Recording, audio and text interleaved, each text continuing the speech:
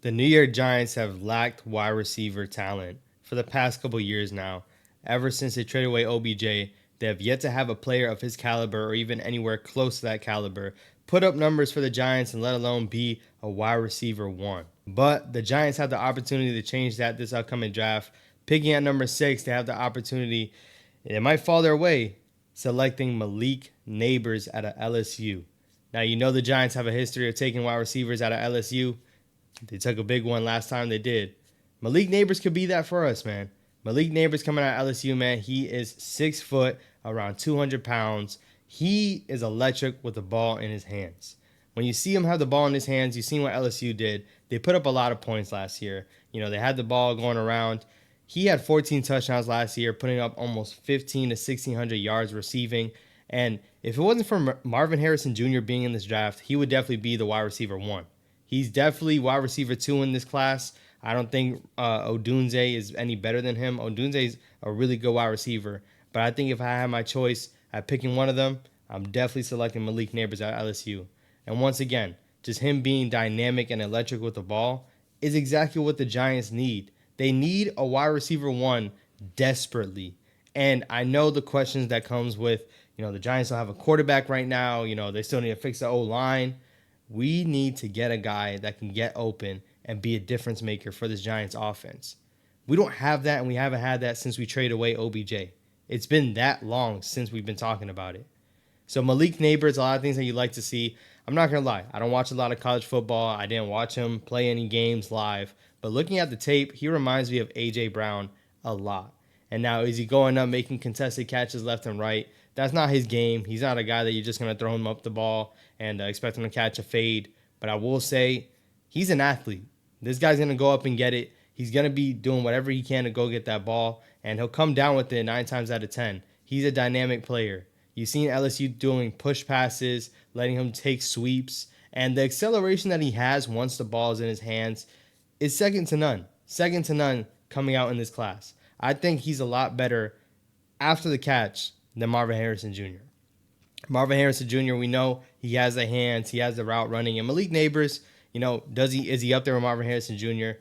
He's not better than him in terms of route running, because if he was, you would hear him as being a better prospect.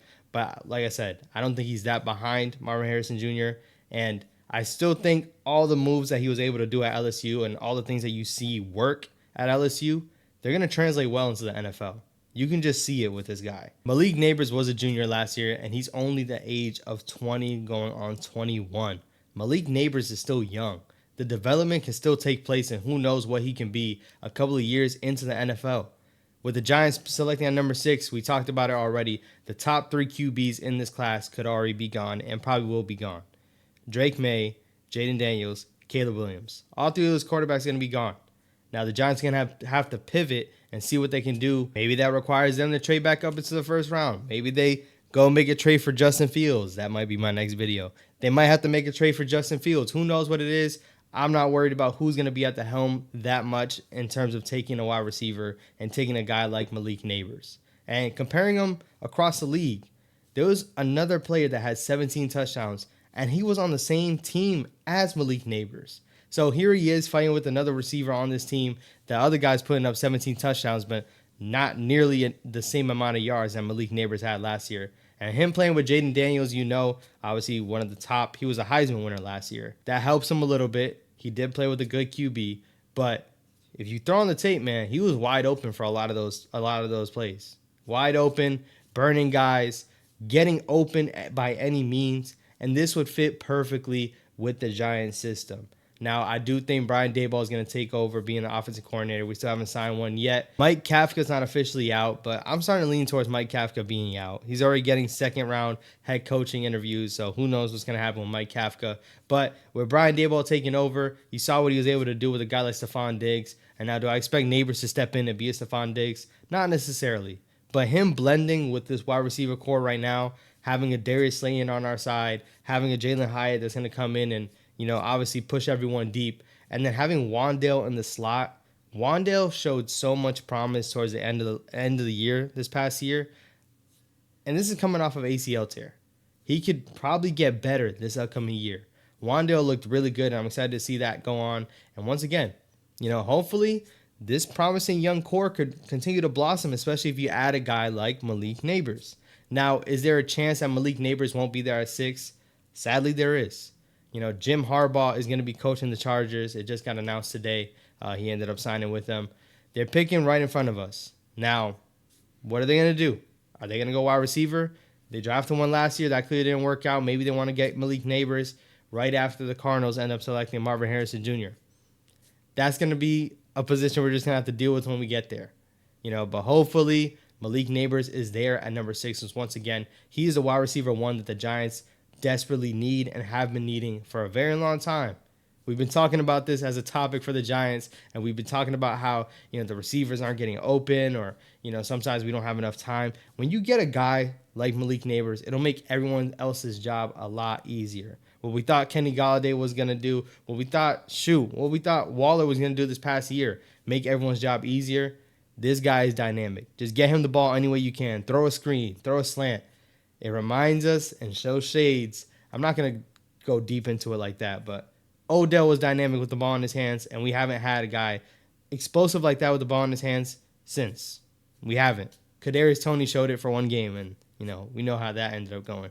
But all in all, man, I think Malik Nabers would be the pick. You guys let me know what y'all think down below, man. Do you want Malik Nabers, and do you think he's going to fall to us? Because as we continue to get closer, and we're still a bit away from the NFL draft, once the combine starts and once you see them run their 40, who knows? The stock could rise and maybe he's not even there. But I think the Giants need to do whatever they can. If he somehow, some way falls to 5 or 6, then they do whatever they can to draft this guy and get him in this room ASAP. Quarterback situation, O-line situation, all that can still be addressed. Don't let that fool you. Don't let it think about, oh, man, we still didn't draft a guard. We didn't draft. Listen, we drafted a couple offensive tackles in the top 3 rounds the past couple years. So, I'm sorry.